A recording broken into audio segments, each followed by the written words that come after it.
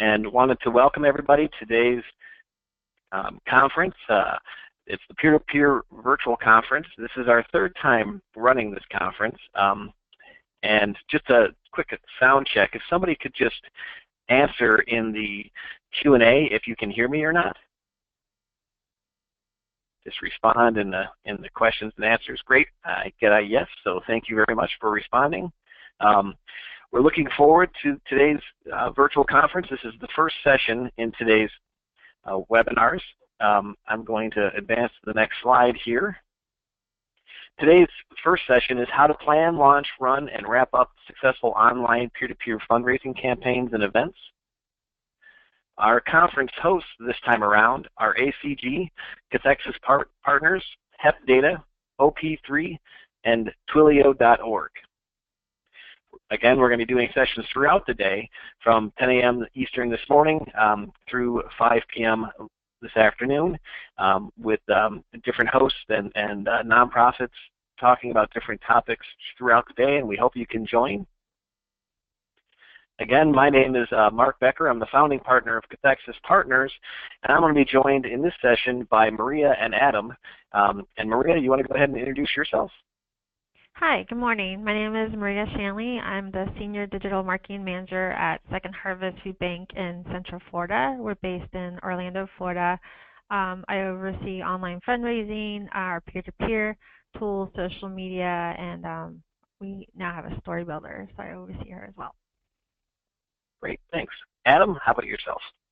Hi, I'm Adam Wilt. I am the Advancement Director of Events at the American Brain Tumor Association, and I oversee our endurance platform as well as our 5K run and walk series. Both of those are a nationwide series. Terrific. And what we're going to be using as an outline for today is a guide, actually, that Cathexis Partners just put out last week or a couple weeks ago. And actually, it is available for download. If you look in the GoToWebinar control panel, there's handouts available, and this is one of the handouts. It's also available on our website, and we basically use that guide as an outline for today's session. So hopefully you find today's session interesting and can get more detailed information about these topics within the guide. Also, we plan on making this an interactive session. It looks like we have over 90 people so far into this webinar. Thank you all for joining us. And while because it is so many people on the call, we have to, of course, mute everybody. Feel free to ask questions or provide feedback or your ideas in the questions chat box in the GoToWebinar control panel. But we're also going to be doing polls, a total of 8 different polls throughout this to try to make this more interactive and get feedback from folks.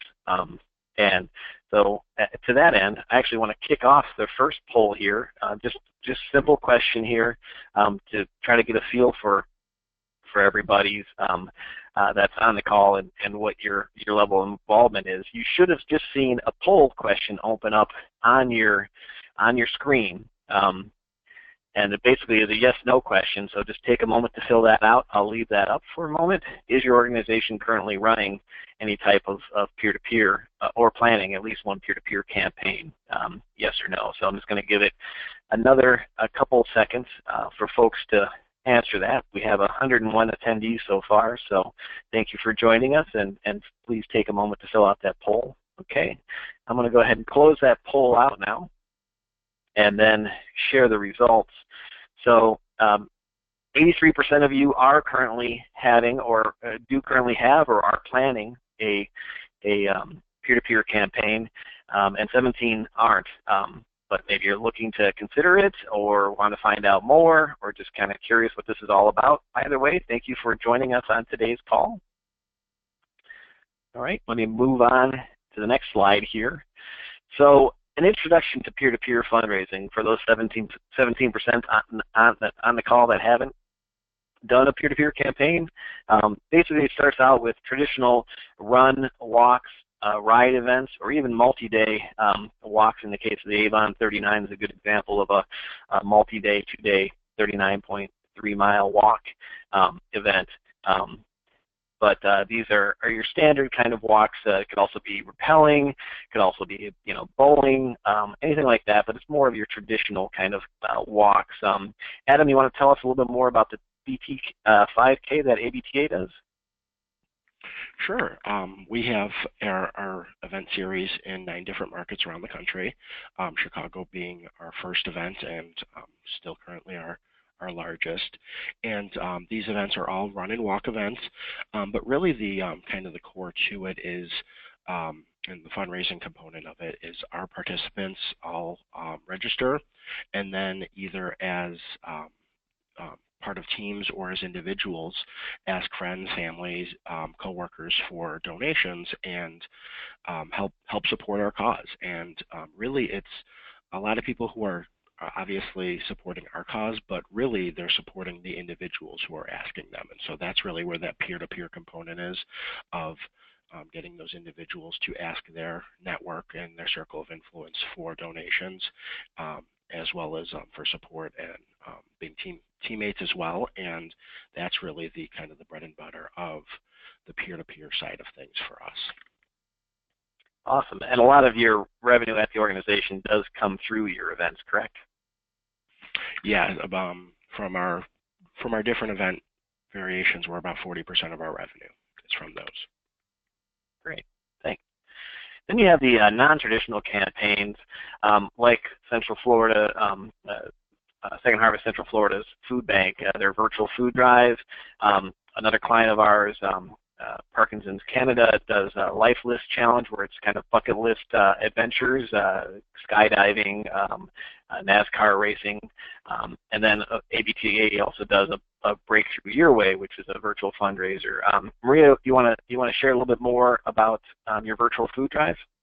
Yeah, so we started our virtual food drive because we had a lot of individuals who do regular food drives for us, like in the fall, and they kept asking us, is there a way I can do this online? And so we ended up building this tool, and basically when someone sets up a page, it has a shopping cart, and it basically really shows what your donation can provide. And with us, a $1 donation can provide up to $9 worth of food. And so the shopping cart just really shows the power of your gift. The majority of our participants are companies versus individuals, but we work on trying to get more individuals to sign up as well. Excellent. And then Adam, anything you want to add about the Breakthrough Your Way virtual campaigns? Sure. Yeah, this is where we provide our constituents with the opportunity to choose how they fundraise.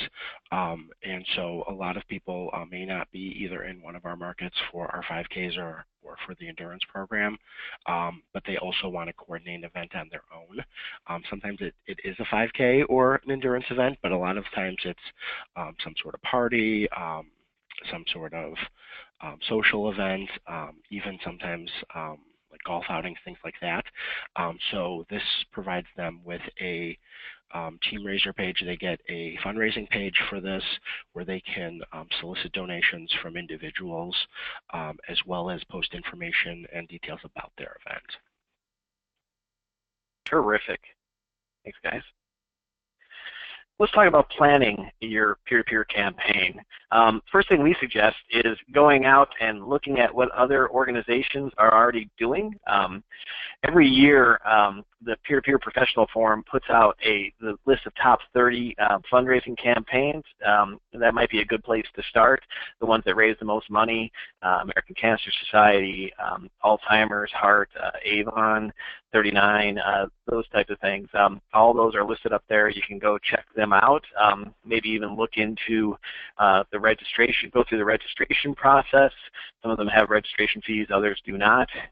And just see what it's like, how easy is it to set up a campaign, what tools does the organization provide you as a participant to basically fundraise on the organization's behalf, what kind of coaching and support does the organization provide you as a participant, and what do you like or dislike about the overall process.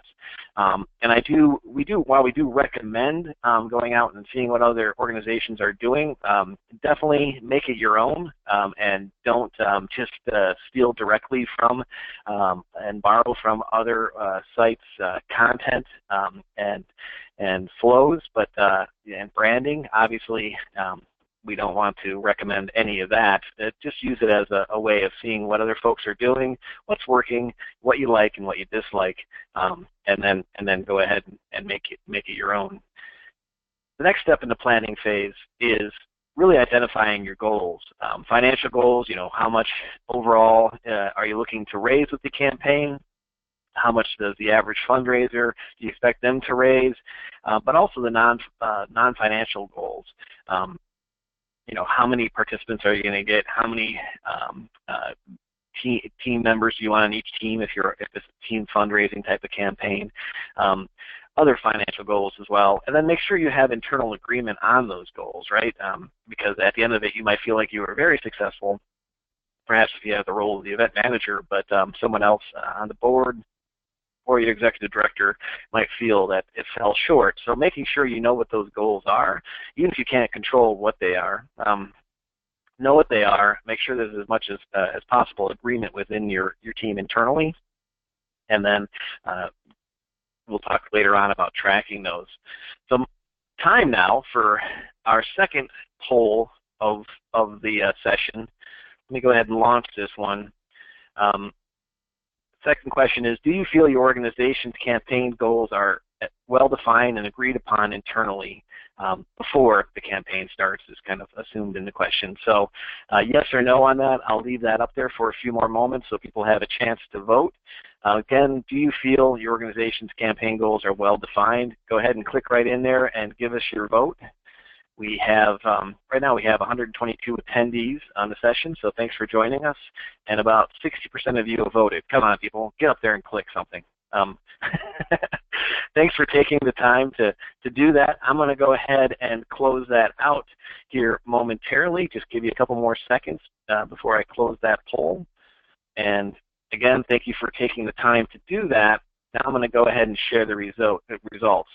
Good news is that 72% of you do feel that your goals are well defined prior to that, and everybody agrees on them.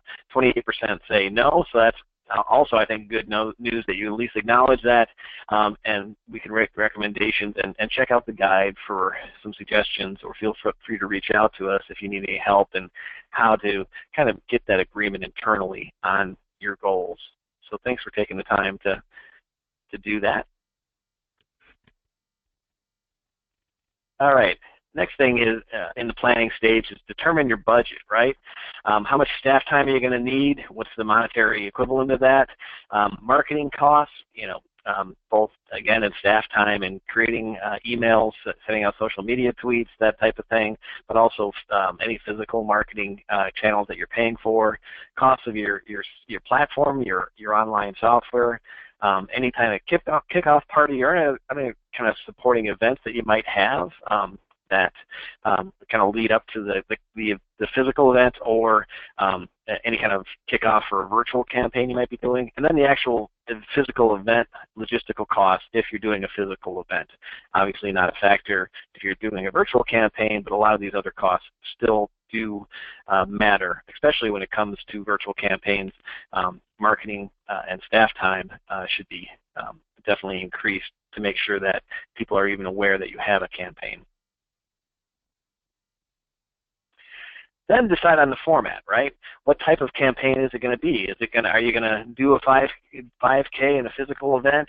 Are you going to do something more of a challenge or endurance or a destination type of campaign, multi-day event, or something that requires more of logistics involved, or maybe even assisting with travel to another place, like we have a client that has a climb up of Mount Everest to base camp, and Canadian WaterAid Canada does that campaign, and there's a lot of obviously costs and planning involved with that, and logistics. So there's a very good high fundraising amount to make sure that those costs are covered. So a lot to consider in that, but also very life-changing for the people involved with that. Or is it going to be a virtual campaign or a DIY independent fundraiser? Really have to think about what type of campaign you have. Know when you do those physical events, there's more costs associated with them, so you're not going to be able to return as much back to the cause, but you might get a lot more overall fundraising with physical events that you might not receive if you do a virtual campaign. All right, so there's a lot of pros and cons in those, and time for the next poll question. What types of peer-to-peer campaigns does your organization currently run? I'm going to go ahead and launch that here. This is a multi-select, so you can choose more than one option. What type of campaign do you currently run? I'm going to leave that open here. You guys are responding. I like it. A lot of physical events, a lot of virtual campaigns, right now, about 35% tributes and memorials, challenge and endurance, up around 25%. That's great. Going to leave that open for a few more moments here while people are giving their input. All right, and I'm going to go ahead and close that out now and share the results of this poll. So we have currently 123 people on the call, and it looks like about 70% of you are doing physical events, 28 are doing challenges, 70% are doing virtual campaigns, and 33% are doing tributes or memorials. And again, you can be doing more than one type, like, for example, APTA or Second Harvest Central Florida are doing. So thanks for taking the time and doing that. I think this is going to be very interesting. Again, we are recording the session, and we'll share the recording out afterwards, and it will include the poll results. So I think that's very interesting. Thank you. All right, next, in the planning, make sure you build your team. Who's going to be involved in organizing all of this? Your campaign leader, might be your event manager, might be a marketing person, executive director, what's their involvement in this, marketing manager, IT rep, finance manager, fundraising manager, database manager, community cheerleader. Some of you might be laughing and saying, well, I'm all of those things, and it's quite possible, and we have several clients that are several of these different roles, right? You wear many hats. It may be one or more people for each of these roles, or one person might be handling all of these or multiple of these roles. But make sure you know who your team is, and bring them all on board, and let them make sure that they all know what the goals are for the campaign, and again, make sure there's agreement on all that. All right. You also have to obviously have a platform for your online fundraising. So discover what your options are, know what your requirements are, and that's really important. Before you start talking to platform providers, salespeople, make sure you know what you need. Salespeople there's a lot of great sales folks in this industry that I'm personal friends with, and not to at the risk of being sounding negative towards them, just know what you need to make sure works and what your requirements are for the platform, because they're going to show you what they really like about their tool or what their platform does really well. So make sure that you direct the conversation when you start getting into the bake-off or looking at the different demos of the platform, so you know what you need to have work, because you want to make sure that the sales meeting doesn't end up with Chris Farley putting a car on fire. You want to make sure that you really control and know what your requirements are and whether or not the platforms you're looking at meet those requirements. And it might have optional requirements versus true required things, or nice to have versus need to have type of things. Make sure you ask all those questions, get those references prior to making that decision. To that end, we did put out another guide last October, and that's also available in the handouts section in the GoToWebinar control panel. It really looks at 18 different platforms, and there's more than that out there, but these are some of the bigger ones that have been around for a while, that I had a chance to review last fall. So that's another guide if you want to look at different platform options. That's a good resource for you. And it's broken down in a variety of ways as far as front-end functionality, back-end functionality, reporting, integration, and even the costs are in there. And again, that's available in the handout section and also available to download from our website. So the next poll, let me get that up here. The downside with the poll questions are you can only have a maximum of 5 responses, so I had to kind of summarize this. So the next one is, what platforms do your organization use or have you used throughout your career? I'm going to go ahead and launch that question. Again, it's multi-select. It's really broken down. Again, I can only have 5 options in here. I'm not by any means making any kind of declaration of which ones are best or anything like that, but I kind of put them up by the 4 most prevalent out there, and then other.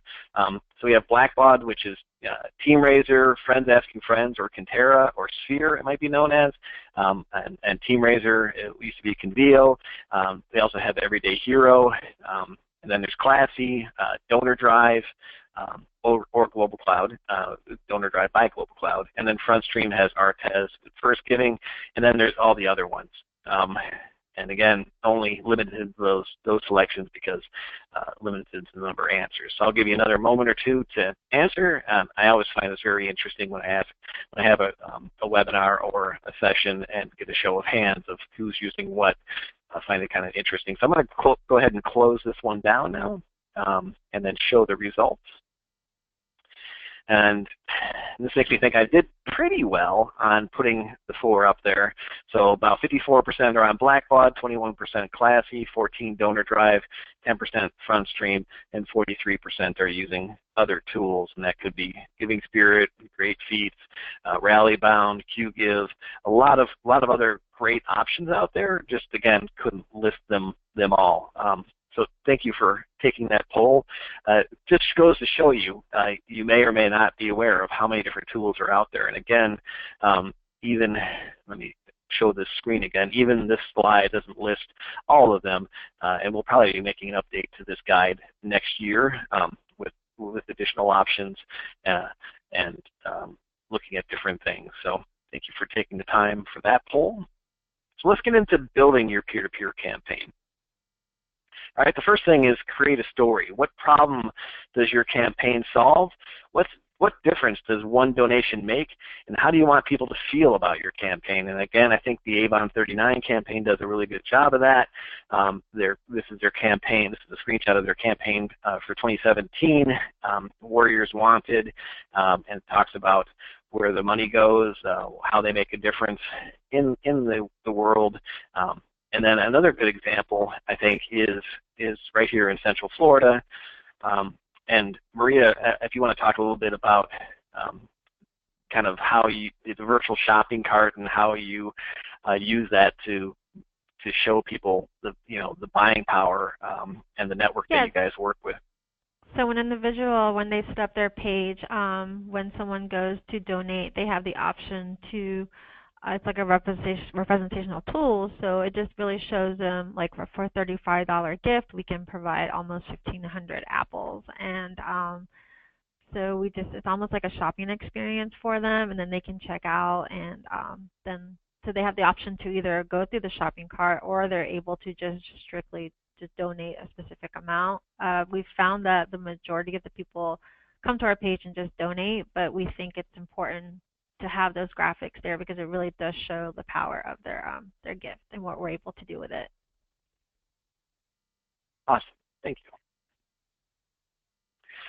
And then, so create the story, determine your branding, what's the name of the campaign, what identifies your campaign as distinct from others, and what emotions do you want to evoke. And I had added this screenshot, actually, the second one, just after Maria and I were talking in leading up to this, because they had the virtual food drive and consistently kind of change it out throughout the year. I think it's, 3 different campaigns you normally run depending on the time of year, and then you made an update, right? Yes, so we run 2 campaigns. We do our Summer Hope for Kids because during the summertime a lot of kids are out of school and they need food. And then our Hope for the Holidays is our fall campaign.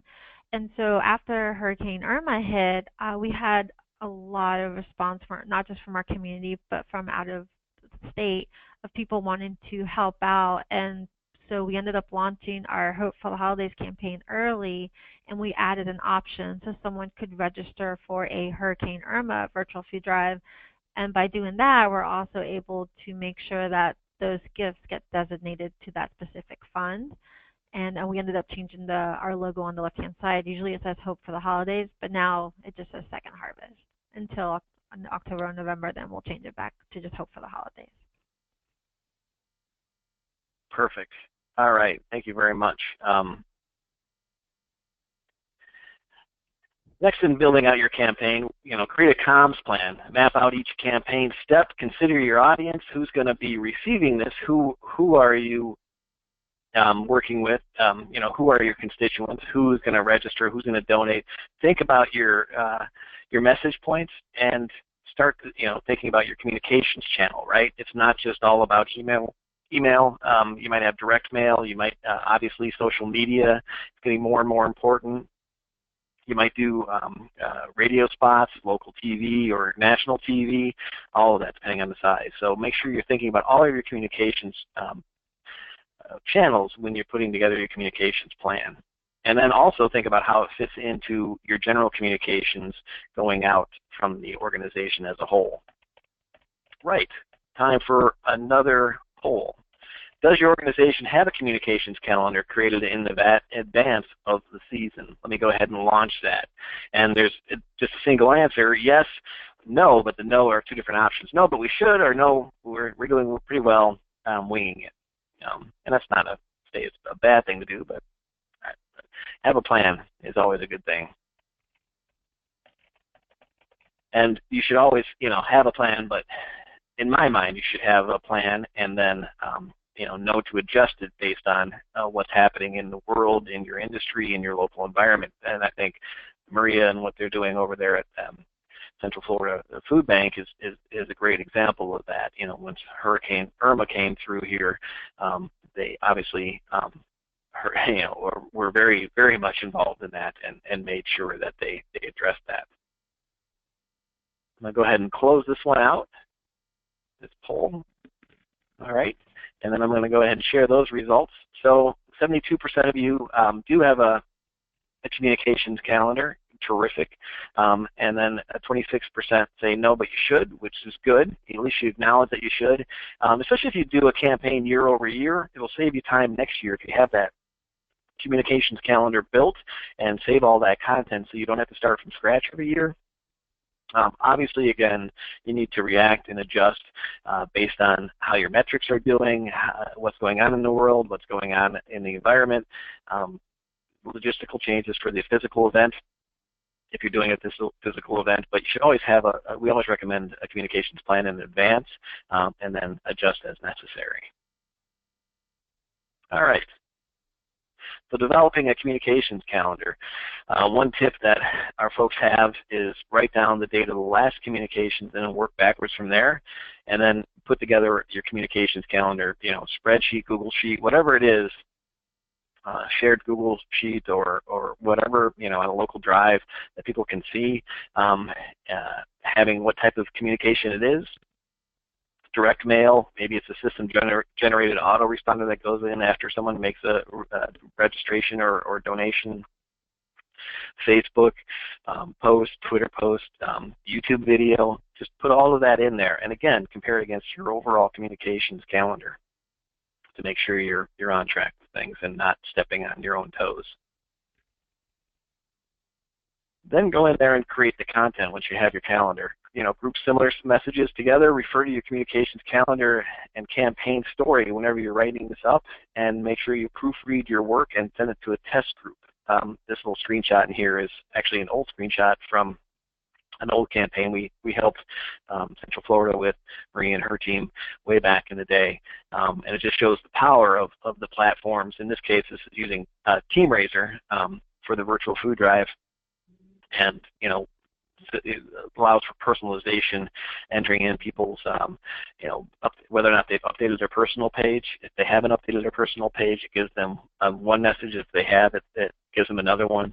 amount of dollars raised. It gives different communications to them whether or not they've raised any money or different levels. So create your content, take advantage of the platform you're using to conditionalize and personalize those messages just to make people feel like they're being heard and acknowledged. All right.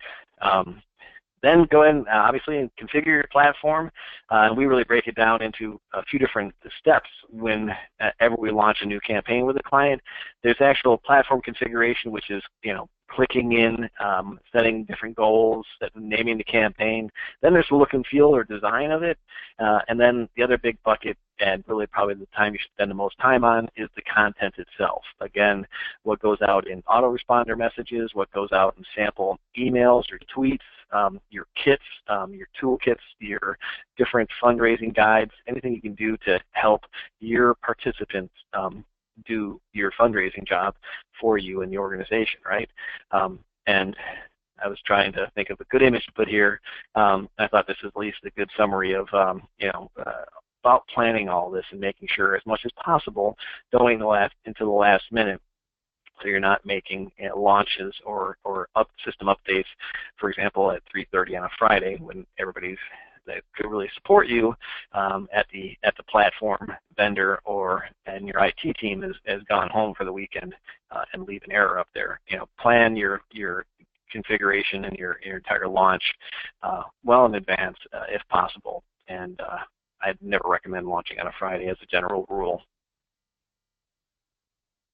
Then determine your metrics to measure for success. And again, this all goes back to looking at your goals and measuring towards achieving your goals based on where you are in the campaign life cycle. Is registration just opened? How many weeks until from launch or until the event? And then compare that year over year. So you have those metrics so you can see how you're doing compared to past campaigns. Check the effectiveness of certain outreach. Make sure you look at your emails, the open rates, the click-through rates, and then fundraising based on that or registration based on that after that. All right, let's get into launching your campaign. Kick off your campaign. Send an email, direct mail to current past donors.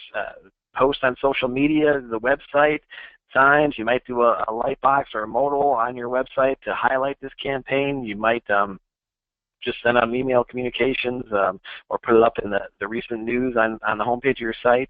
And maybe consider a soft launch for your campaign where you open it up to staff, board, and maybe even your top fundraisers, or if it's a legacy event, your top team captains from top largest teams or most fundraising teams. So to get them in there to basically seed the campaign prior to opening it up to general fundraising communications, and put out there, obviously a discount code, potentially an early bird rate to help folks with fundraising or get them to register earlier by doing those early bird rates.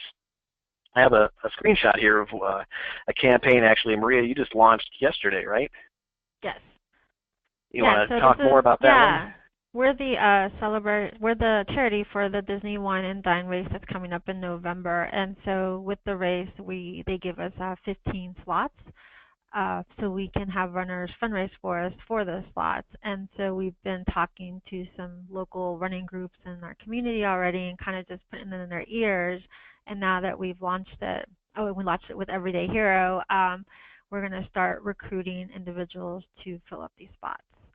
And but something also that we do with our virtual food drive as a soft launch is a tactic that we use is we have our individuals who sign up for a regular food drive fill out a form, so then we're able to send them a direct mail piece around the time when they usually do their food drives, and as a reminder of this is another way that you could do a drive. Instead of just like bringing food to the food bank, you can do it online and make a bigger impact. As well, in our welcome series, it's like the second email that an individual receives, and we are targeting our volunteers and encouraging them to do a virtual food drive, so the communication is constantly out there about virtual food drives. Terrific. All right. Oh, and we have another poll question. All right, so let me pull up the next one here. Do you soft launch your campaign prior to general marketing? I'm going to go ahead and launch that one, simple yes or no. So I'll give you guys a few moments to fill that out. And again, thanks for your participation in this. I think it's going to help. We're probably going to do a blog post afterwards with some of these results, in addition to recording these webinars and sharing them after the fact.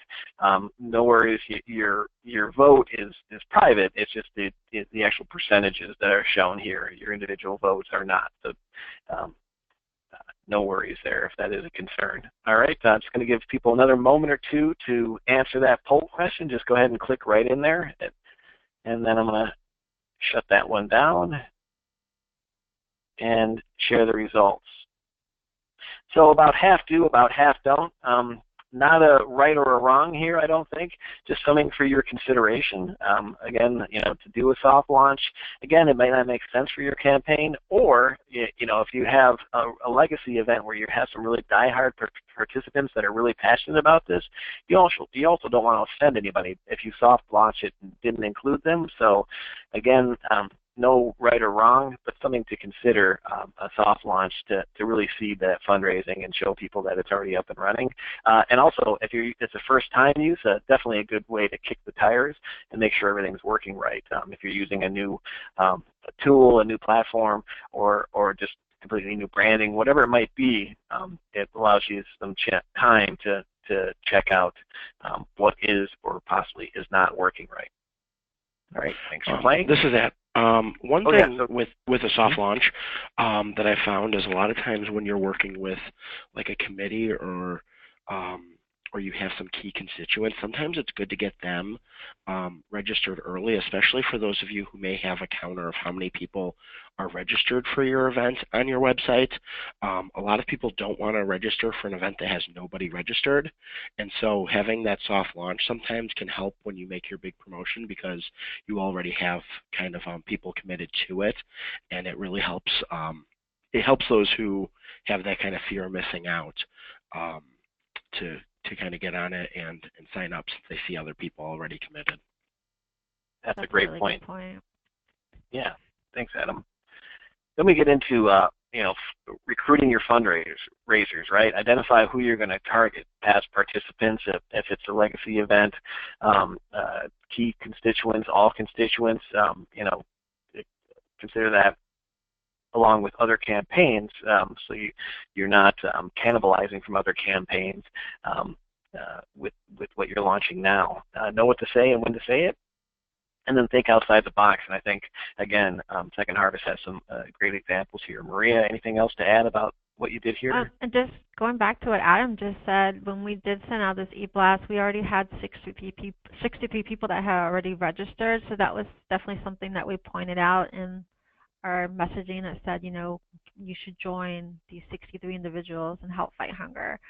And then we also kind of highlight some of the tools that we have for people. We have a social media toolkit with like Facebook, Instagram, Twitter, graphics that they can use to help them fundraise. And then we also have badges that you can unlock depending on how much you raise. And so we definitely like to highlight those things that they encounter once they sign up for a food drive. Excellent, great. And then there was a question in the here about talking about, can we talk about recruiting people from outside your database? That's a great question. So, when it comes to posting, obviously, if you have the marketing budget and plan to do broadcast radio or ads, or working with local running groups if it's a running event, or local sponsors and companies to promote your campaign or have their staff even involved with it. That's all very big. I don't know, Adam or Maria, anything to add about recruiting outside of people that are already inside your database? Something that we do is we have a volunteer area, and so we definitely put we have like a toolkit, and we print it out, like it's a manual that we print out, and we leave a bunch of them in the volunteer area. And then something else that we also do is in the back of our bathroom stalls, we set up an area where you can put posters and promote things, and so we promote our virtual food drive on there as well. So we just find, because we have so many volunteers that come into our facility every single day, we have these audiences that just come in here, and we try to, so they're not in our database, but they're here. So we try to grab them. Terrific. Yeah, we do communicate to constituents that are not engaged with our events as well, and we actually that's included in our communications calendar. Some different communications that are targeted specifically to those individuals. One of the other things we do is we have an autoresponder that we have set up that goes to somebody once they register, within a couple days of them registering, that basically actually says forward this email. And so makes it a little easier, rather than them only using the participant center tools. It actually just encourages them, send it along just to anybody on their email list and ask them.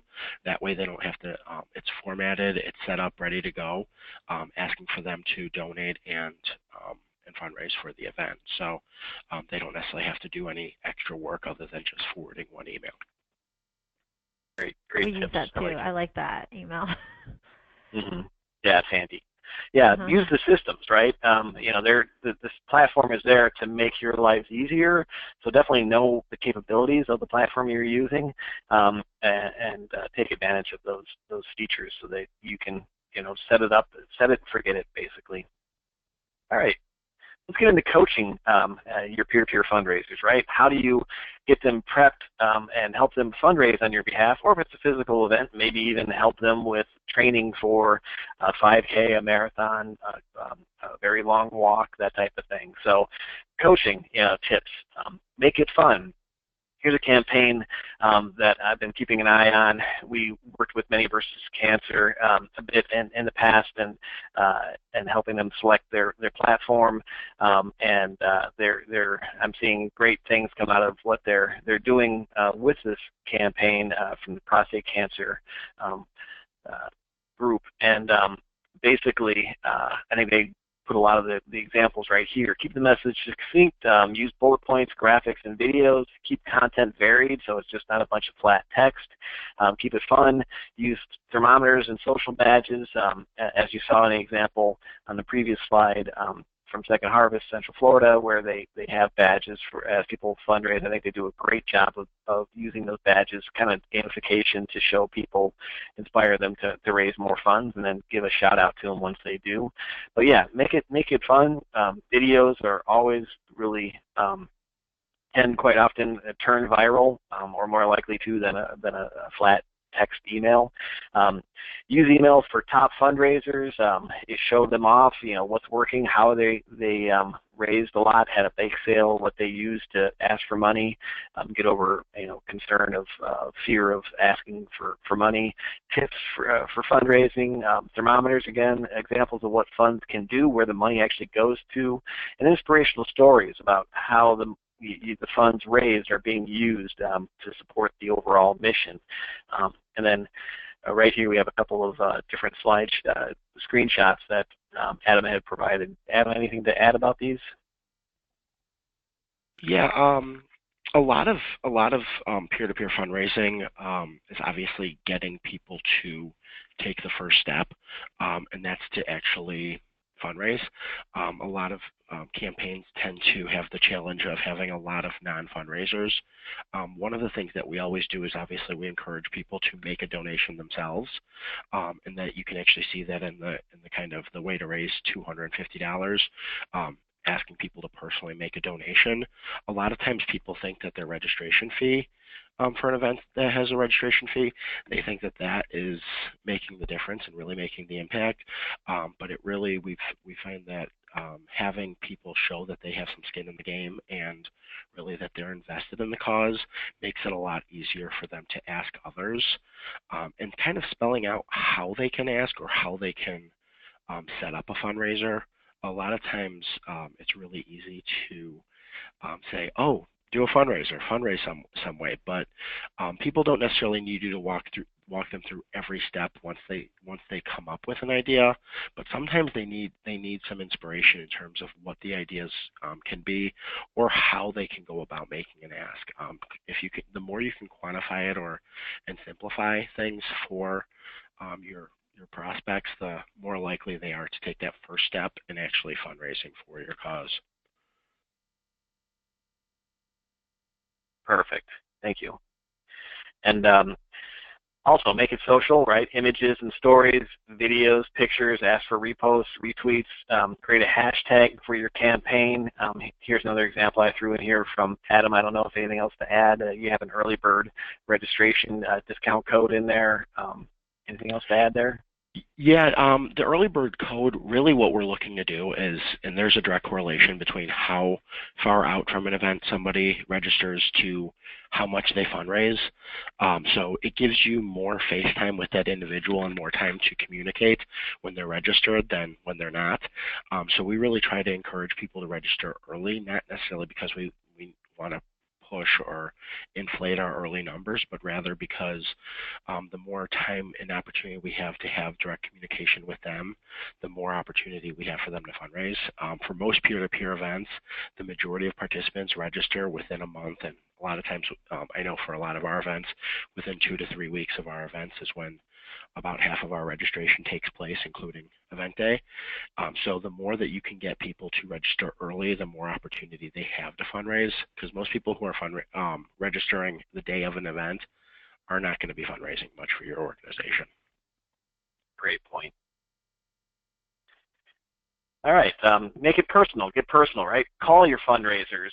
If you have the time, call your top fundraisers, write a personal note that really is effective, give a virtual high five via text, and here's a screenshot where they actually, in some of their communications with ABTA, they have images of their coaches, right, Em? Yes, and it adds some personalization to it. A lot of times, in fundraising, especially when you're dealing with events and with mass market events, you don't necessarily have as much interaction with the person who you're working with at the organization, and just making yourself approachable. A lot of times you'll get that question. Questions, as sometimes simple or tedious as they are a great indicator to you and your organization that somebody's actually taking the initiative to fundraise on your behalf, and it gives you that good opportunity to reach out to them. A lot of times if making calls to those individuals or emailing them, you're not necessarily going to get a response, but if you can get them to take the step to reach out to you, you can forge a relationship to really help them take their fundraising to the next level. And with your, like with our autoresponders, all our messaging, the end is always the person that handles all the communication for our virtual food drive. At the bottom, it always says like your personal coach. And so you're always like talking to them. Great stuff. All right. Oh, next poll question. Let me throw this up here. How does your organization communicate with constituents during peer-to-peer campaigns? Let me go ahead and launch that. Again, this is a multi-select option. So are you doing direct mail, email, social media, SMS or text messaging, phone calls? Please select all that apply, and I'll leave that open for a few moments. Then there was a question while that's open. What happens when your participants do not meet their individual fundraising goals? Can they still participate in the run walk? Do you have that individual provide the funding they couldn't raise themselves? For the virtual campaign, Maria, and even for your virtual campaign, there is no fundraising minimum. But for the one that you just launched for Disney, I'm assuming there's a fundraising minimum. And what happens if they don't reach that? Yeah, so the minimum is $500. We have them sign a form before they agree to participate and raise the money for us, and the form basically says if you're not able to raise $500, you have to give the rest. Perfect. And then Adam, for your 5Ks, you just have the registration fees, and there's no fundraising minimum. There's a suggested fundraising minimum, but there's no required, is there? Or do you have any campaigns that do? So for our endurance platform, like our marathon and endurance event series, we do have a minimum. And some of those partner events require it, like for example, the Chicago Marathon, which is coming up, they require that if you're going to participate, you have to raise a certain amount. But when it comes to our 5K platform, we do not have a minimum, but we do encourage and actually prompt people to set a fundraising goal. So that's something too that we really try to encourage with that, but we do not have a minimum for that. But we do have a registration fee to help us cover at least our overhead costs for each participant. Yeah, that's a good question from the audience. So thank you for that. And there are platforms, and in that guide, that platform guide that we put out last October, again, that's available for download in the handout section of GoToWebinar control panel.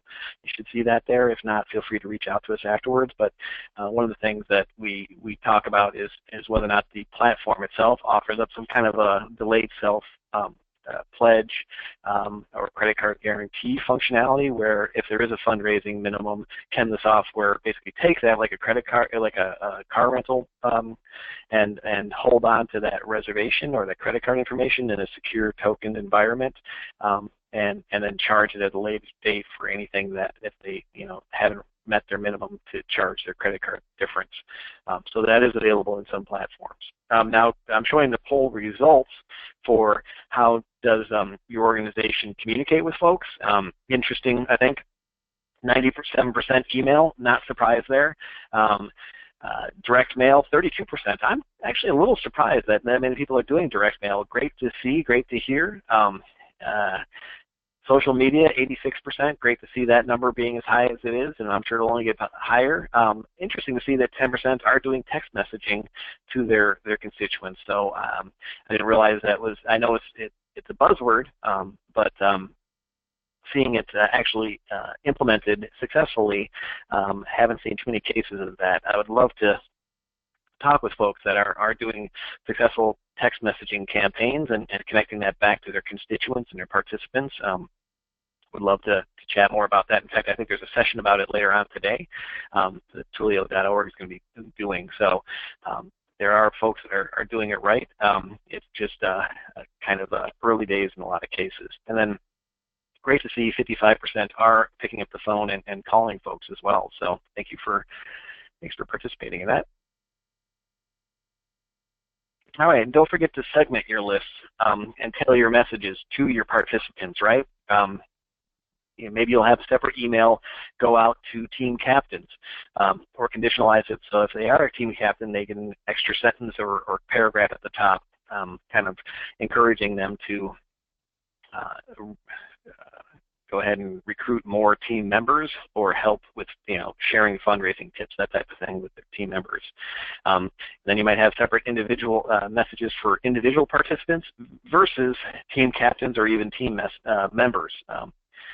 And then you can send out messaging based on whether or not someone has updated their personal page on their fundraising page, potentially. Or people that have raised no funds, right? If you're doing a 5K, like Adam mentioned, if they register kind of late in the game, first of all, you won't have much time to reach out to them, but hopefully you do have time to send them some messaging, and you can remind them that this is for a nonprofit with a great mission, and help them raise at least their first 20, 50 bucks, whatever it might be. Then you might send a separate message to folks that have raised less than or greater than $500.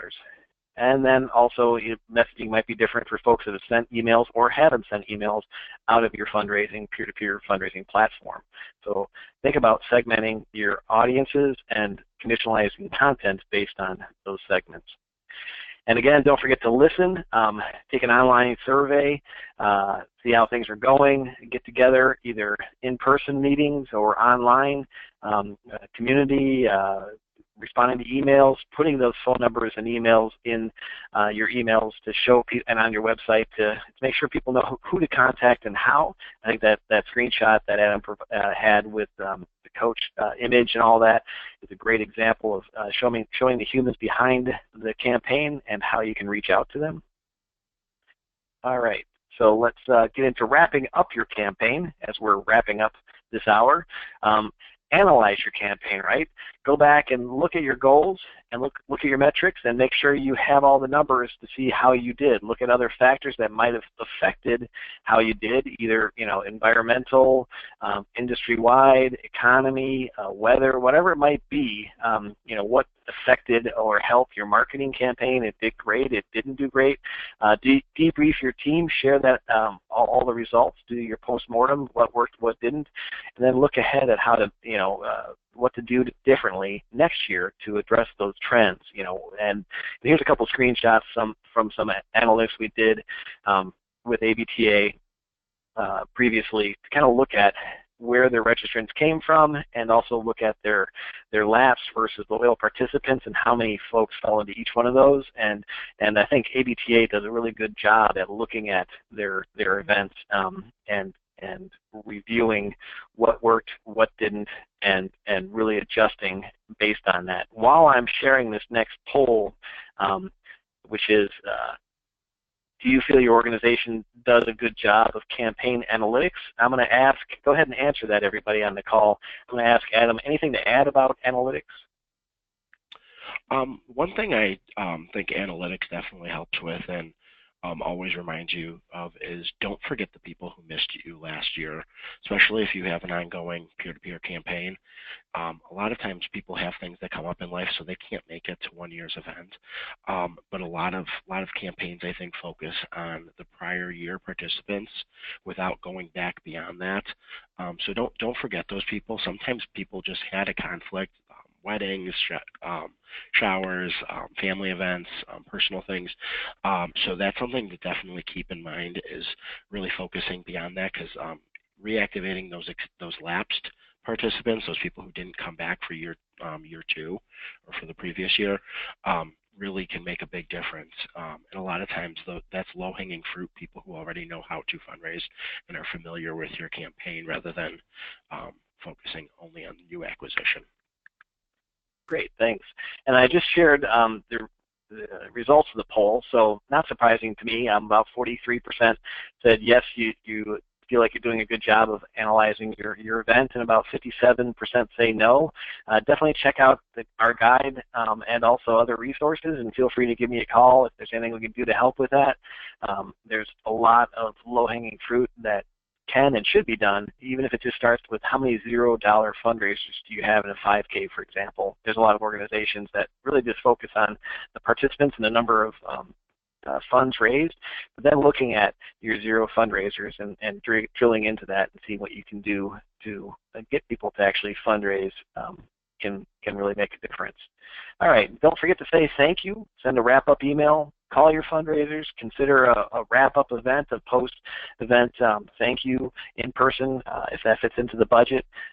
But definitely send out surveys, ask for their feedback, what tools were the least helpful, what did they like most and least, and how would they suggest you improve the event moving forward. So get their feedback, make sure that they feel like they're being listened to, and that you can improve on it. And obviously, don't take a survey or ask questions that you can't or don't plan on acting on. All right, keep in touch, make regular updates, keep them on your newsletter list, include them in year-round campaigns. In other words, the way I picture the ladder there is, what can we do to work them up that engagement ladder, right? If they were a donor last year, can they be a participant this year? If they've been multi-year participants, can they be volunteers? Can they be recurring donors to your overall organization, as an end goal, or what is your end goal and how do you help them get there? I know we're kind of running late here, or just coming up on time, so if you have any questions, we'll stay on for a few more moments. Actually happy to answer any of those. We've been answering them along the way. But don't forget to download the Nonprofit's Guide to Peer-to-Peer Fundraising, which is available in the handout section along with the platform guide we put out last October. And there's our contact information as well. Feel free to give us an email, and we'd love to hear from you.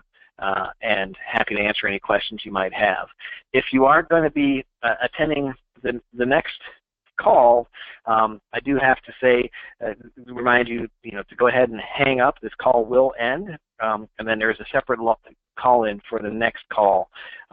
So we'll be ending this momentarily. after we make sure we address any questions in the chat. But thank you so much for joining us today. Thank you, Maria and Adam, for your insights, and we really appreciate your time.